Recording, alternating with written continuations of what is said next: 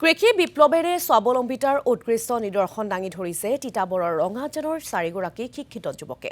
জৈৱিক পদ্ধতিৰে বিঘাই বিঘাই গোমধানৰ খেতি কৰি স্বাৱলম্বনৰ পথ মোকলাইছে আকাশজ্যোতি গগৈ, দিজু গগৈ সহ আন দুজন উদ্যমী যুৱকে। প্ৰায় 50 বিঘা ভূমিত গোমধানৰ খেতি কৰি নিজৰ লগতে আন কেইবাজনো যুৱকক কৰ্মসংস্থাপন দিছে 4 উদ্যমী যুৱক কেইজনে। আৰু তাত যিহেতুকে উপস্থিত হৈছিল আমাৰ সাংবাদিক মঞ্জিত হাজৰিকা, গতিকে কিছু দৃশ্য দেখুৱাব বিচাৰিছো আমাৰ সাংবাদিকগৰাকীৰ জৰিয়তে। মন কৰিলে চন বাকৰি মাটিতে ধন এই কথাষাৰকে যেন সাৰোগত কৰি তিতাবৰ ৰঙাজান অঞ্চলৰ 4জন শিক্ষিত যুৱকে এতিয়া কৃষি কৰ্মৰ জৰিয়তে স্বাৱলম্বিতাৰ উৎকৃষ্ট নিদৰ্শন দাঙি ধৰিবলৈ সক্ষম হৈছে। অসম গৌৰৱ আকাশজ্যোতি গগৈ তেওঁ কথাটো মানে ক'লে যে এনেকৈ মানে এই ধান খেতি কৰাৰ পিছত মাটিখিনি যিখিনি পৰি থাকে সেই মাটিখিনিত মানে আৰু কিবা খেতি কৰিব পৰা হয়নি। তেওঁকো মানে আপোনাৰ এই মাকৈ খেতিটো তেওঁ নগাঁও মৰিগাঁও অঞ্চলৰ পৰা মানে তেওঁ লেয়াৰ ফাৰ্মিঙৰ কাৰণে বাহুবলী লেয়াৰ ফাৰ্মিঙৰ কাৰণে বাহিৰৰ পৰা আনে।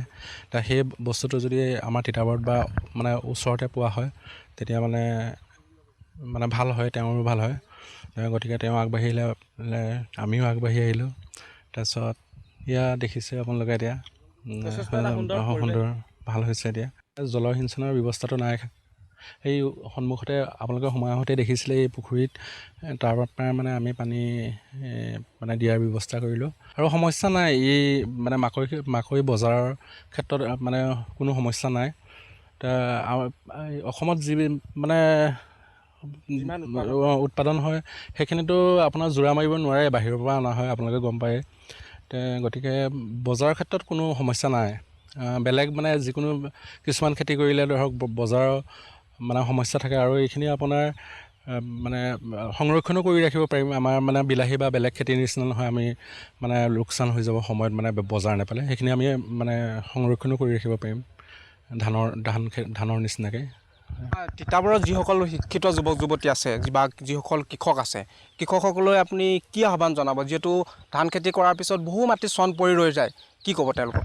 তেওঁলোক আগবাঢ়ি আহিব লাগে। এই খেতিটো সকলো তিতাবৰ বা উজনি অসমৰ সকলো ৰাইজ মানে ওলাই আহিব পাৰে।